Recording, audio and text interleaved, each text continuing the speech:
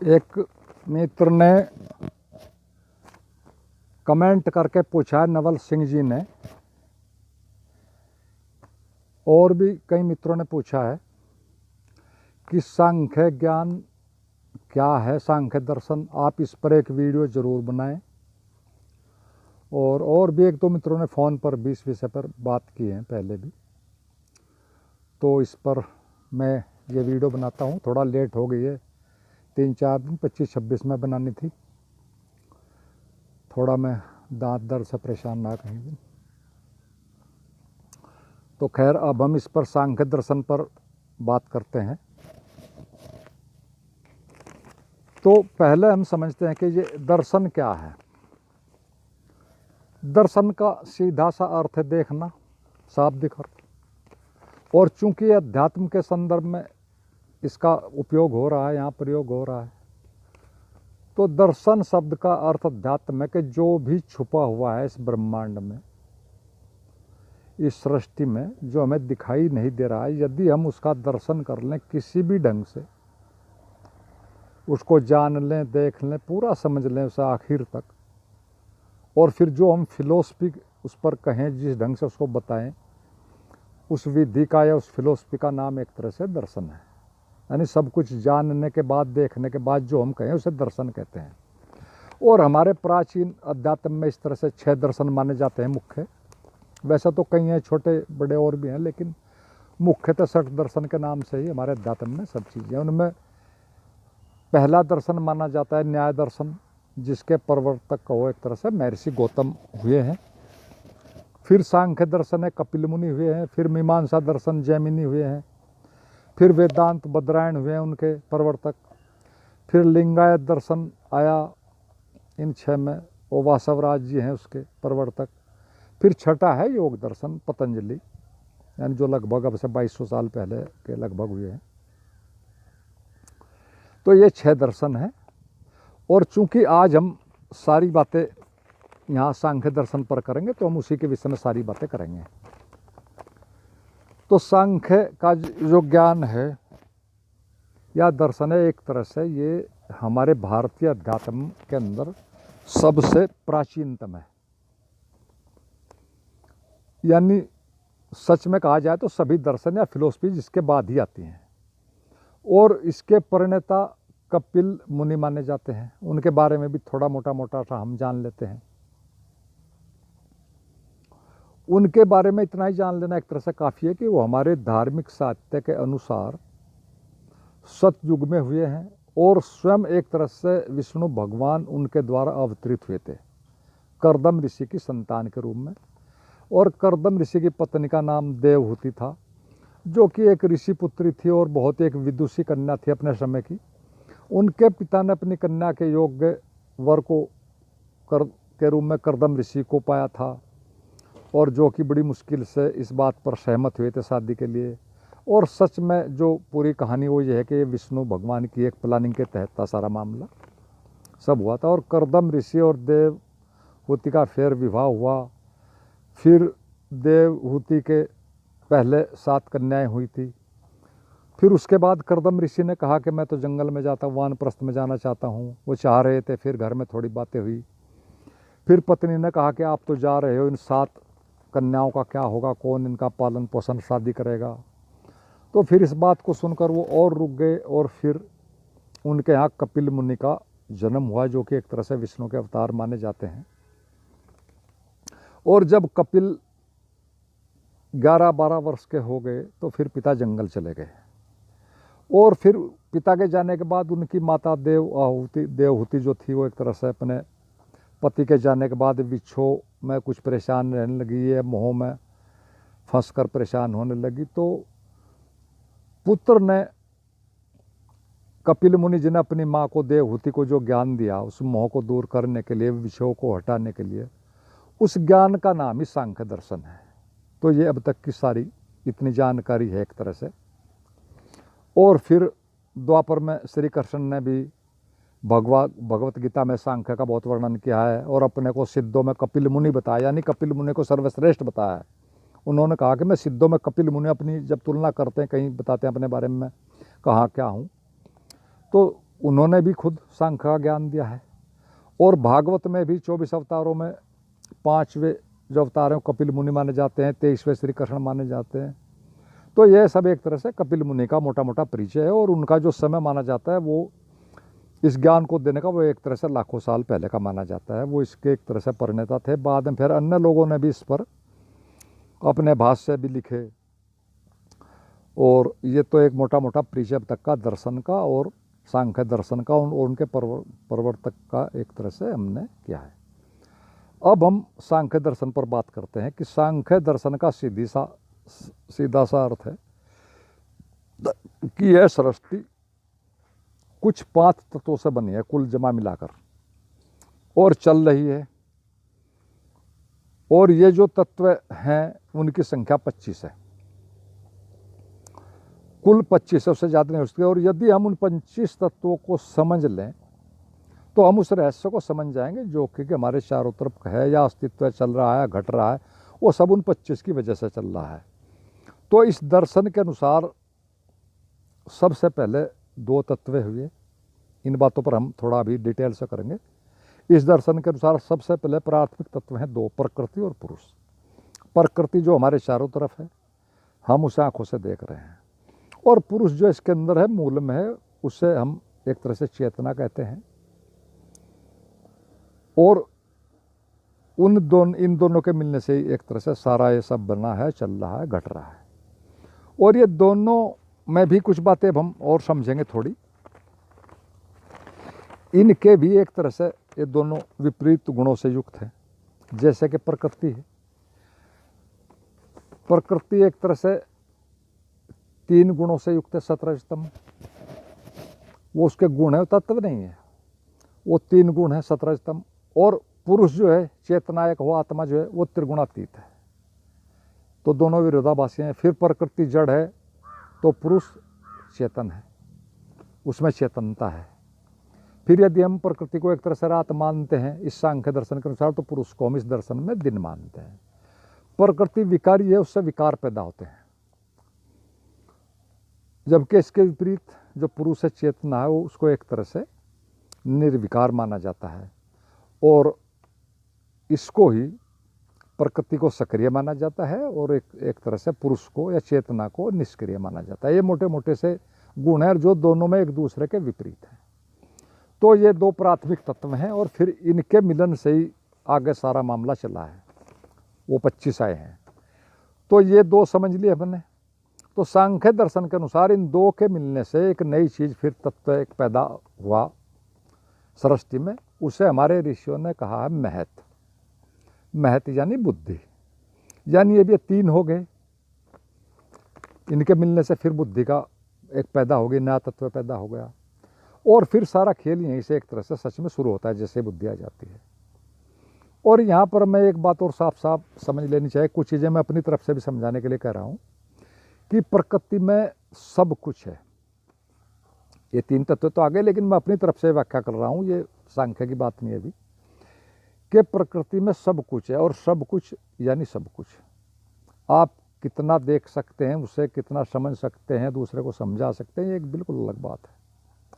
इसी में चेतना भी छिपी है, जो धीरे धीरे जागते जागते एक दिन पूरी तरह जाग जाती है।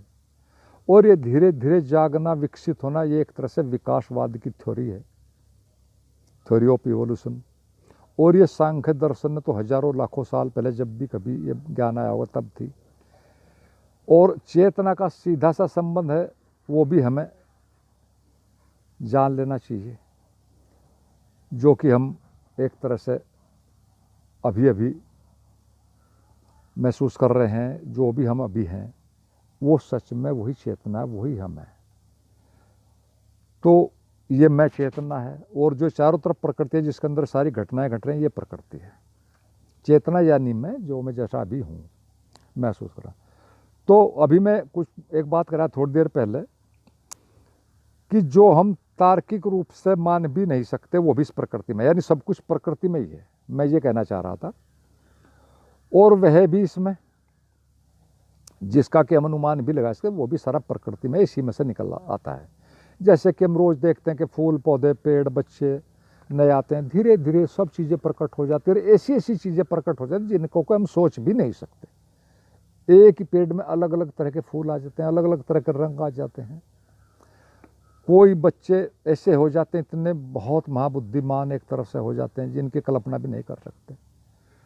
तो ये सारी चीज़ें कुछ अदृश्य रूप से भी होती हैं। हम कह सकते हैं कि ये तो कुछ नहीं, ये तो बीज में था सारा, लेकिन नहीं, कुछ चीज़ें सीधी सीधी प्रयुक्त होती हैं और हम कह देते हैं कि इसमें तो कुछ भी नहीं, इसमें तो ये तो बीज में सारा छिपा था। लेकिन बीज का फल फूल पेड़ बनने में तो और भी अनेक चीज़ें जो अदृश्य रूप से भी अपना सहयोग देते हैं वो भी आती हैं और जिन्हें हम एक तरह से देख भी नहीं सकते। और जो मैं जो कहना चाह रहा हूँ वो सब की सब इस प्रकृति में ही छिपी हैं, जो भी जो सीधी सीधी हैं, और उनका हमें कुछ पता भी नहीं है और वो हमारे अनुमान से भी, तर्कों से भी अलग हटकर आ जाती हैं इसी प्रकृति में से।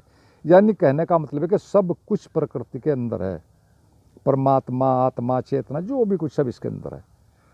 तो यानी सब प्रकृति में से ही आता है, इसी के अंदर होता है। ये बातें यहाँ तक इतनी हुई मोटी मोटी, ये मैं अपनी तरफ से कुछ चीज़ें समझाने के लिए कह रहा हूँ। तो यहाँ हमें एक बात और समझ लेनी चाहिए इस दर्शन के बारे में कि इसका आधार द्वैतवाद है, यानी दो के मिलने से सब हो रहा है, प्रकृति और पुरुष। और उस द्वैत का सीधा सा अर्थ है, सही मायने में जो उसका असली अर्थ है, द्वैत का मतलब दो ही नहीं है, उसका सिर्फ इतना ही मतलब है कि अद्वैतवाद नहीं है, यानी एक नहीं है, एक से ज़्यादा हैं, फिर वो दो हैं या तीन है चार है, उसका सवाल नहीं है। यानी एक नहीं है, दो तत्व हैं, दो माने हैं, और इसका कोई फिर बात नहीं होती, ये अद्वैतवाद वाली बात नहीं है। तो अद्वैतवाद वाली जो बात है वो एक तरह से पूरी अलग फिलोसफी है, उसके तर्क सिद्धांत उसके अपने हैं, उसके प्रमाण हैं, वो उसके हम यहाँ बात नहीं कर रहे हैं।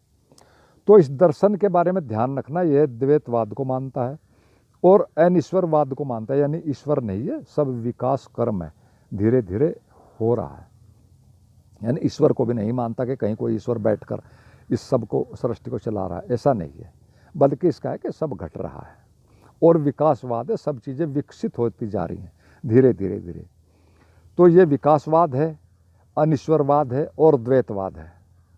इन सारी चीज़ों को हम थोड़ा थोड़ा समझ कर चलेंगे। यहाँ भी हमें एक तरह से, ये तो बहुत पहले इस दर्शन में आ गई थी विकासवाद की बातें, लेकिन डार्विन ने तो बहुत बाद में बताई, पता नहीं हजारों लाखों, अब हुए 200-400 साल पहले वो तो यहाँ भी हमें इसमें भी दो तीन बातें समझनी है साफ साफ,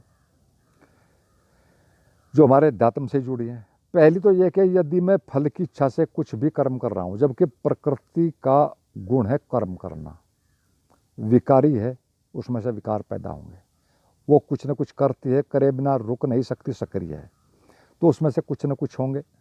तो यहाँ चूँकि अध्यात्म में चीज़ें सारी चलते हैं, यहाँ में एक और बात समझ लेना चाहिए कि यदि मैं फल की इच्छा से कोई भी कर्म कर रहा हूँ तो फल तो निश्चित ही आएगा, इसमें तो कोई बात ही नहीं, वो ऐसा आएगा वैसा आएगा। लेकिन इस सिद्धांत को मान लेने से ही कि फल आएगा, मैं कुछ करूँगा, जो कि हम सब करते ही हैं, सारी चल ही रहा है सारी सृष्टि में। तो इस इतने के मान लेने से कि फल के लिए आप कोई काम कर रहे हो तो प्रकृति के खेल से हम कभी भी मुक्त नहीं होंगे। अगर हम इतना ही मानते हैं कि करो खाओ करो जो भी करना है, जो आएगा हो जाएगा, तो हम कभी भी मुक्त नहीं हो सकते। ये तो पहली स्थिति जो सामान्यतः सारे जीवन में घटती है, अधिकतर लोग इसी में जी रहे हैं। फिर एक दूसरा सिद्धांत चलता है, हम सभी सुनते हैं, श्री कृष्ण का ज्ञान है, गीता का ज्ञान है, कि मैं फल की इच्छा से रहित होकर काम कर रहा हूँ, करूँ तो वो मुझे मुक्त करेगा।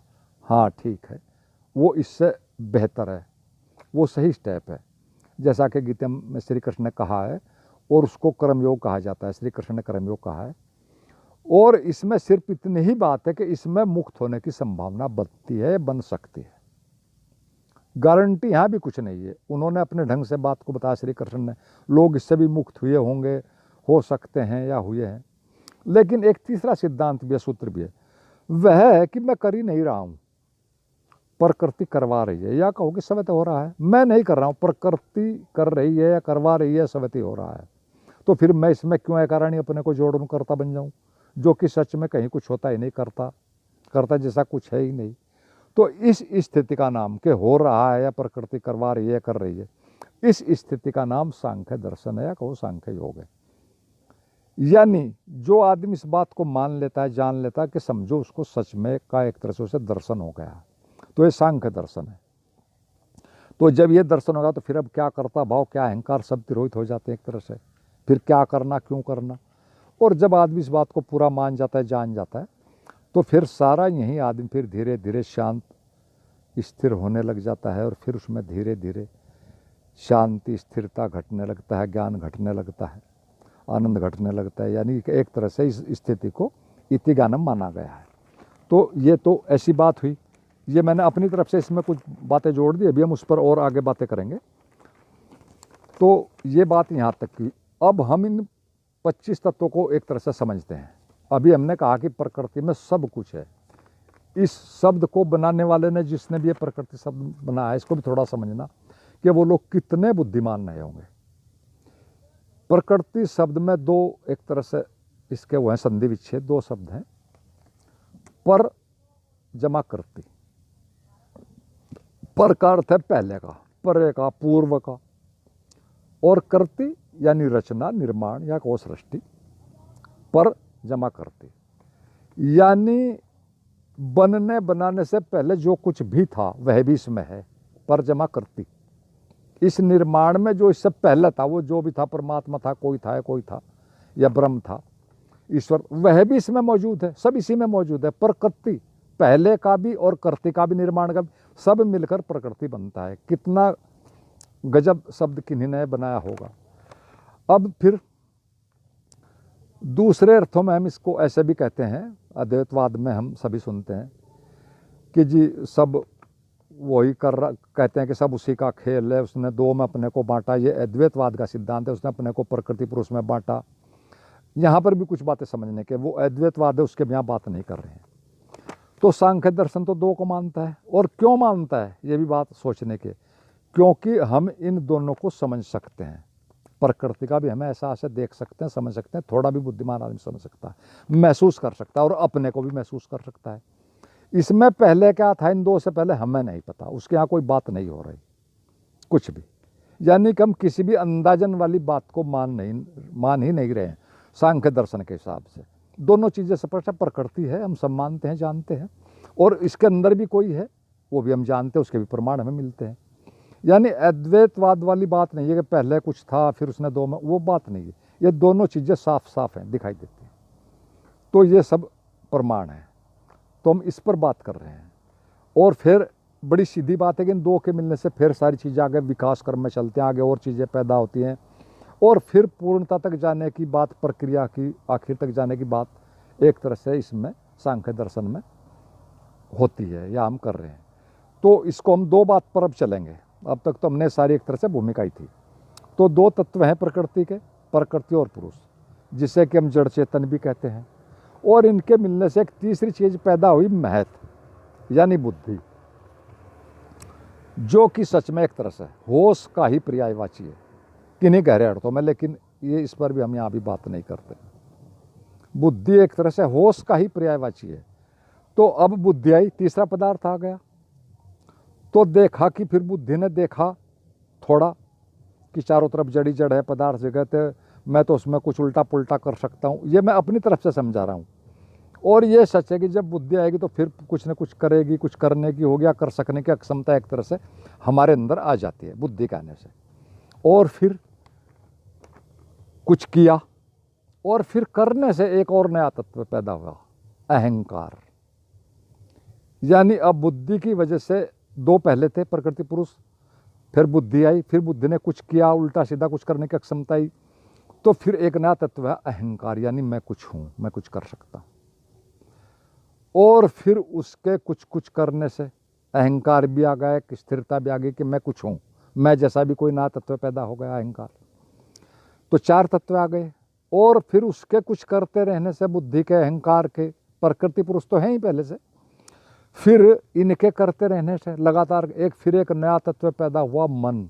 और वो मन क्या है, उसको थोड़ा समझना है, जिसका कि सीधा सा अर्थ है मनन करके, चिंतन करके, नई नई चीज़ों को जानना, और फिर उनको एक इकट्ठा संग्रह की तरह इकट्ठा करना।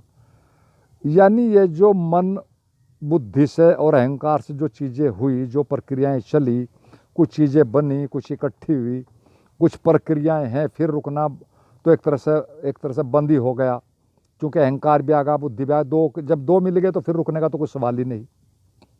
बुद्धि ही अपने आप में नहीं रुक रही थी, फिर अहंकार भी उसमें जुड़ गया, और इन सब के जुड़ने से फिर मन पैदा हुआ, और फिर जो रिजल्ट आए वो भी हमारे अंदर ही संग्रह होने लगे, हमारे मस्तिष्क में ही।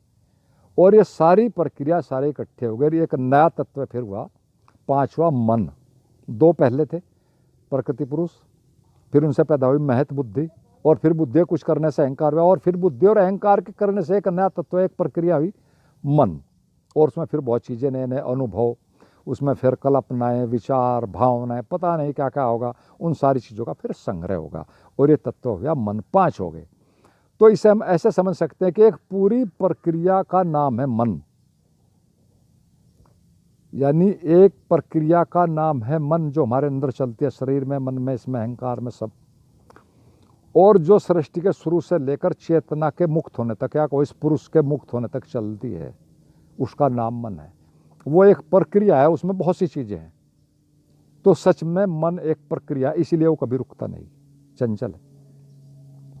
और यही प्रक्रिया यानी मन जड़, चेतन या प्रकृति पुरुष की एक तरह से मालिक बनकर रहती है। मालिक क्यों बनकर रहती है? क्योंकि प्रकृति तो जड़ है, मूल तत्व तो दो हैं, प्रकृति पुरुष। प्रकृति तो जड़ है, वो तो कुछ कर नहीं सकती, वो तो जड़ है, तो सिर्फ कर्म कर सकती है, सक्रिय रह सकती है। और पुरुष जी जो उसमें मिले हुए हैं, वो उसमें, प्रकृति में, उसके उत्पादों में, उससे जो निर्माण होते हैं, वो सब वो उनमें फंस कर अपना बेहोश का जीवन जीने, घूम रहे हैं, कहीं सपनों में, कल्पनाओं में, झूठों में घूम रहे हैं, इसलिए उन्हें भी कोई ज़रूरत नहीं, वो उसमें है। तो बस फिर सारा मन का ही चलता है, प्रकृति भी उसी के हिसाब से चल रही है, उधर भी वो काम कर रहा है, और पुरुष को भी वही घुमा रहा है, और ये सारा उसी में से निकल कर आया है, उन दो से यह है। एक जड़ कुछ कर नहीं सकता, एक चेतन है, वो उसके उत्पादन, प्रकृति के उत्पादों में फंसा हुआ है, या प्रकृति में फंसा हुआ है, उसके अनेक अनेक रूपों में, रंगों में। तो कहने का मतलब अब तक ये पांच तत्व हुए हैं। ये हम सच में यहाँ प्रकृति की शुरुआत की चलने की बातों पर कर रहे हैं, बीच में मैं कुछ फालतू बातें बोल जाता हूँ, इनमें आप मत उलझना। तो अब तक पांच तत्व हुए, हम समझ रहे हैं कि प्रकृति कैसे पैदा हुई। पांच तत्व हो गए, प्रकृति, पुरुष, फिर महत बुद्धि, यानी महत मैंने बुद्धि, प्रकृति, पुरुष, महत, फिर अहंकार आगा चार, और फिर मन, सारी क्रियाओं का होकर जो संग्रह, और जिसने सारा इंतजाम अपने हाथ में ले लिया। प्रकृति, पुरुष, महत, अहंकार और मन, अब ये पांच तत्व आ गए, ये प्रारंभिक हैं एक तरह से। तो ये पांच आ गए। अभी हम सृष्टि को एक तरह से समझ रहे हैं कि जैसे वो चल रही है। और फिर ध्यान रखना, क्योंकि कर्म प्रकृति का गुण है, बस पुरुष की तो एक तरह से उपस्थिति मात्र चाहिए, उससे ज़्यादा की प्रकृति में जरूरत नहीं है, पुरुष को तो बस चाहिए। और आप सामान्य जीवन में भी देखते हैं, पुरुष जरा सी देर के लिए कुछ थोड़ा सा कार्य करने से ही पिता बन जाता है, जबकि स्त्री जो कि एक तरह से प्रकृति का ही पर्यायवाची है, और सारे कार्य धीरे धीरे करके, स्त्री ही प्रकृति का रूप है, सारा काम करके अपनी सारी चेतना सब उसी में लगाकर एक बच्चे को पाल पोस कर पैदा करके बड़ा कर देती है, और उसी में फंसी रहती है, या कहो मोह में ही, और सारा जीवन उसी में कर देती है। इसीलिए तो भगवान बुद्ध ने स्त्रियों को संग में सम्मिलित करने से मना किया था, क्योंकि वो मोह में फंसी रहती हैं प्रकृति से, और इसीलिए बहुत कम स्त्रियां ही मुक्त हो पाई हैं। कारण है कि उनके अंदर प्रकृति ज़्यादा है, वो अपना सिस्टम है परमात्मा का, किसी का भी कहो, कोई हम उसमें कुछ नहीं यहाँ कर रहे हैं। तो यहाँ पर ये हो गए। अब हम फिर मूल बिंदु पर आ जाते हैं। अब पांच तत्व हो गए, और कर्म प्रकृति का गुण है। पुरुष की तो सिर्फ उपस्थिति मात्र से ही एक तरह से सारा काम हो जाता है, वो तो निष्क्रिय रहता है एक तरह, उसकी उपस्थिति चाहिए, कैटालिस्ट की तरह। जैसे केमिकल रिएक्शंस में कैटालिस्ट होते हैं, वो करते कुछ नहीं, लेकिन उनके बिना क्रियाएं भी नहीं घटती, केमिस्ट्री के अंदर भी। तो पुरुष है, प्रकृति सारी सक्रिय रहती है। और फिर धीरे धीरे विकासवाद के ढंग से, ये हम शुरू से चल रहे हैं, ये तो जो बातें हम हो चुके हैं उनको अभी हम इसमें नहीं जोड़ते, इसको ऐसा समझो जैसे शुरू से कोई चीज़ चल रही हो। फिर धीरे धीरे विकासवाद के ढंग से नई नई चीज़ें इसमें और आती रहती हैं। और अब हम इन 25 तत्वों को समझते हैं। अभी अभी हमने कहा कि प्रकृति में एक तरह से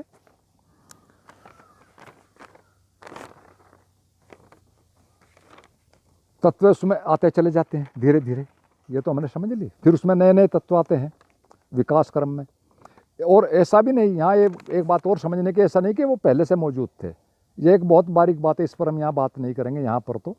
ध्यान रखना कि प्रकृति कर्म करती है अपने 3 गुणों के कारण, सत रज तम। लेकिन ये कोई तत्व नहीं है, गुण है, अवस्थाएं हैं, टेम्परेरी हैं।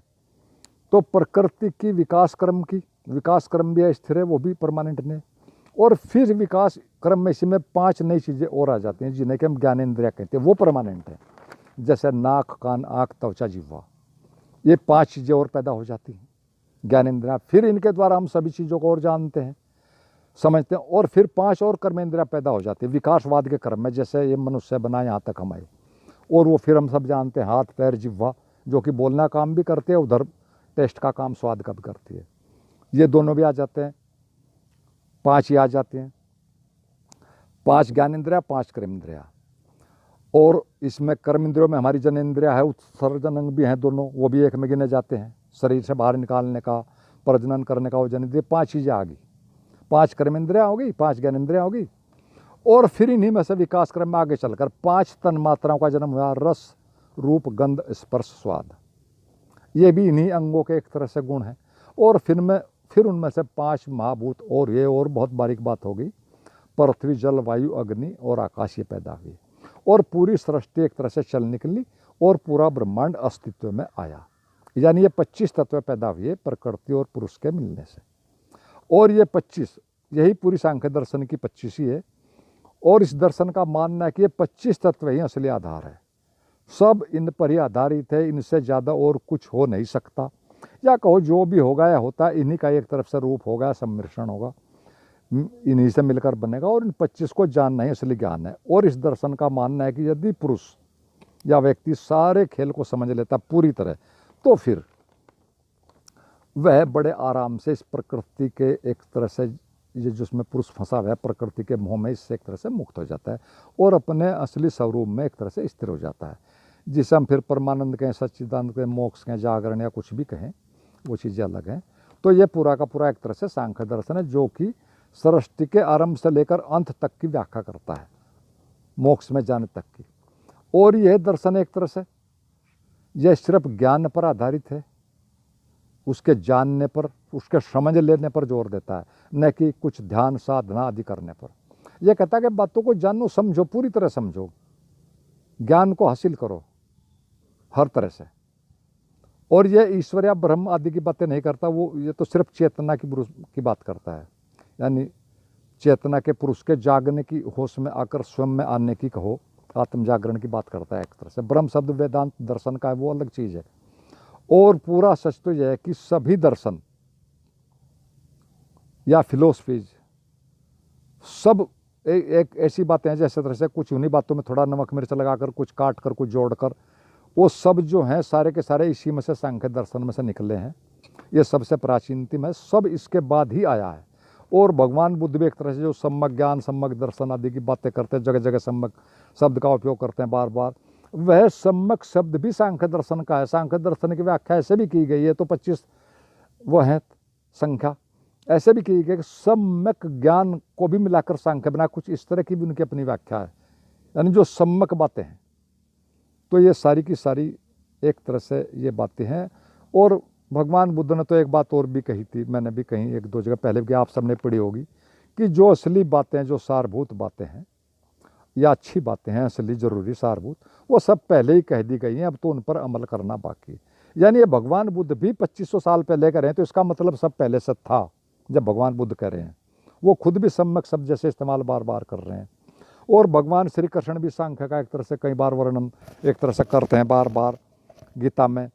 तो संक्षेप में सब इसी से निकला है। और जो व्यक्ति से समझकर पूरी तरह आत्मसात कर लेता है, एक तरह से वह तर जाता है, पार हो जाता है। वरना तो फिर ध्यान है, साधना है, बहुत कुछ है, करो, सीखो, जानो और तरो। तो मित्रों, मैंने तो संक्षेप में यहाँ थोड़ा सा सांख्य पर कुछ कहा है। तो आशा है काफ़ी चीज़ें स्पष्ट हुई होंगी। तो आप इस वीडियो को लाइक, शेयर, सब्सक्राइब करें। और मैं चाहता हूँ कि एक और वीडियो इसका सेकंड पार्ट बना जाए, जिसमें मैं कुछ और चीज़ें बारीक बताऊँगा। ये तो हमने एक थ्योरेटिकल चीज़ें की हैं कि ये सब चीज़ें हमारा जागरण क्यों करता है, कैसे काम करता है, कैसे सांख्य का हम लाभ लें। तो उसमें मैं सिर्फ मैकेनिज्म बताऊंगा। मेरा सारा जोर इस बात पर रहता है कि हम मैकेनिज्म को समझें, ताकि फिर हम सब अपनी अपनी विधियाँ खुद ही बना लें। असली बात है मैकेनिज्म समझना, सूत्र समझना, सिद्धांत समझना। रटने से, पढ़ने से कुछ ज़्यादा नहीं होता। तो अगर आप कहेंगे तो मैं इसका दूसरा पार्ट भी बना दूंगा, वो कमेंट के आने के बाद देखेंगे। और सभी मित्रों ने इसको ध्यान से सुना, सभी को मेरा धन्यवाद और अंत में सभी मित्रों को मेरा प्रणाम।